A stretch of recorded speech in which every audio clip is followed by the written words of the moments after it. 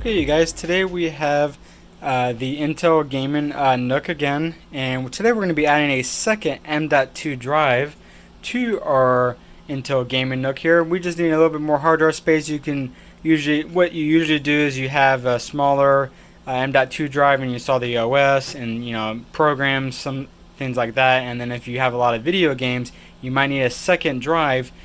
So it's as easy as just removing the 6 screws on top here. So we're going to go ahead and remove these screws, and I'll go ahead and pause this while I go ahead and unscrew those screws. And you can also do the same practice if you are just replacing a drive or you're adding another drive to here. You can do the same thing. I'm just showing you how we can add a second drive here, because you actually get 2 slots to put 2 M.2 drives in here. Alright, we got our last screw done there. Now we can remove the top cover, and then we do need to remove another screw here. So this is the last screw you need to remove, so then we can remove this casing off. We can get that out of the way, and you can see we have 2 M.2 slots here. So we have this as our main 1 terabyte drive with the OS and everything, and we're running out of room because some of the games we have are like 100 gigs, 80 gigs now, so they were taking up a lot of space.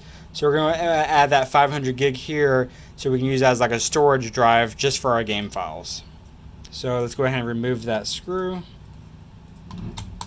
Once you have that screw removed, we can go ahead and add that drive into there, and now we can just put that screw back. And that's how easy it is to add a second M.2 drive. So now we can go ahead and put this casing back on. And we are done, you guys. Alright, once we boot the computer back up, we need to go to our disk manager. Then we need to initialize the disk. As soon as we click on disk management, you should get this pop up. So we need to initialize it, so we hit OK. You can see it's going to take a second. Then we should be able to click on it and then right click and then do new simple volume. Then you're going to get another wizard that pops up, and we just hit next.